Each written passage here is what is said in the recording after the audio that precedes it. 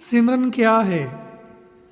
किसी बात या ख्याल को मन में, चित्त में, अंतःकरण में दृढ़ करने के लिए, बसाने के लिए, रस रूप करने के लिए, उसको बार बार याद करने, दोहराने, जपने, रटने, अभ्यास करने, कमाने की क्रिया को सिमरन कहा जाता है। सिमरन की आध्यात्मिक क्रिया अथवा रसना द्वारा जपना, मन में ध्यान रखना, चित्त द्वारा आराधना, सुरती द्वारा अजपा जाप, लिव द्वारा आत्म रस पान करना ही जिज्ञासुओं का विशेष कर्तव्य है, धर्म है, जीवन है। सिमरन की कमाई रसना से आरंभ होती है। रसना द्वारा बार बार मंत्र का रटन करना सिमरन की शारीरिक क्रिया है। रसना द्वारा ज्यों ज्यों सिमरन का अभ्यास होता है, वैसे वैसे मंत्र चित्त अंतःकरण में उतरता जाता है। बच्चों को गणित के पहाड़े याद करवाने के लिए यही विधि अपनाई जाती है। जब यह पहाड़े मन चित्त में दृढ़ हो जाते हैं, तब गणित के प्रश्न हल करने आसान हो जाते हैं। इसी प्रकार मंत्र को मन चित्त में दृढ़ करने के लिए रसना द्वारा बार बार रटना आवश्यक है। इसी रटन अथवा जपन को सिमरन कहा जाता है। शुरू शुरू में जिज्ञासु सुन सुनाकर या देखा देखी सिमरन की कोई विधि अपना लेते हैं।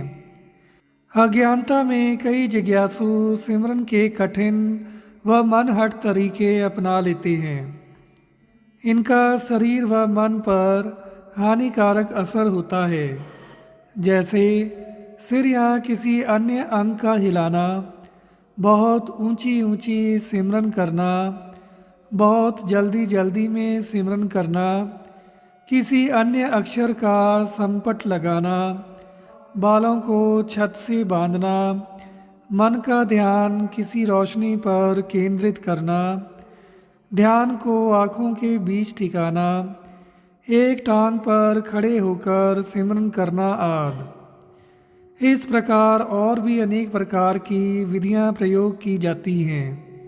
इन मनहठ विधियों के विषय में गुरबाणी इस प्रकार बयान करती है। हठ कर मरे ना लेखे पावे, वेश करे बहु पसम लगावे, नाम विसार बहुर पछतावे।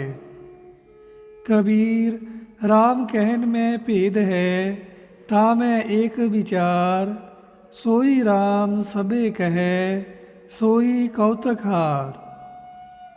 यदि प्रभु सिमरन का लक्ष्य किसी तुच्छ मायकी स्वार्थ अथवा मानसिक शक्तियाँ प्राप्त करने के लिए, रिद्ध सिद्ध प्राप्त करने के लिए, भूत प्रेत काबू करने के लिए, भले भलेरे बनने के लिए, वाह वाह करवाने के लिए, अहम को बढ़ावा देने के लिए किया जाए, तो यह सिमरन निष्फल जाता है।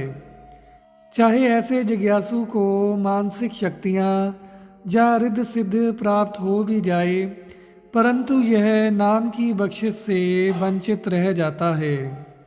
जिस प्रकार माँ अपने बच्चे को प्यार से याद करके मोहन कहती है, तो उसके प्यार तथा शुभ इच्छाओं के वलवलों की तरंगें मोहन के हृदय की किंगरियों को दूर दूर तक जा छूती है, तथा माँ का प्यार और आशीष बच्चे तक पहुँच जाती है।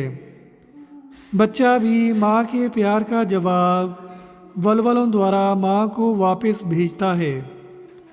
इस प्रकार दोनों के बीच प्रेम भावनाओं का व्यापार होता है।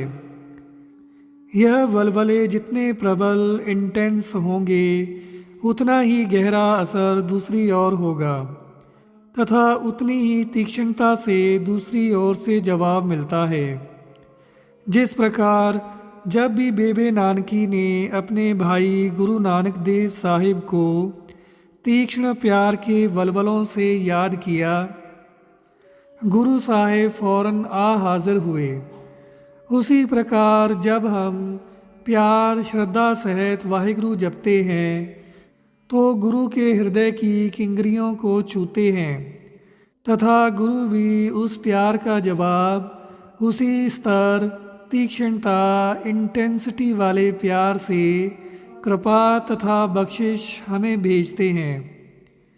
इसलिए गुरु मंत्र के जाप से हमें गुरु से न केवल प्यार तथा आशीष ही मिलती है बल्कि हमारे हृदय में गुरु के इस प्यार तथा आशीष के फल स्वरूप गुरु के सारे गुण जैसे दया, क्षमा, प्रेम, खुशी, रंग, रस, चाव आदि सहज स्वभावक ही प्रवेश कर जाते हैं। इस प्रकार वाहिगुरु गुरु मंत्र प्यारा तथा रसदायक होता जाता है। हमारे तन मन रोम रोम अंतःकरण में गुरु मंत्र गहरा धस बस रस जाता है तथा हम धीरे धीरे गुरु मंत्र का ही रूप हो जाते हैं। जैसा सेवे तैसा होए। कबीर तू तू करता तू हुआ, मुझ में रहा ना हूँ। जब आपा पर का मिट गया, जत देखो तत तुम।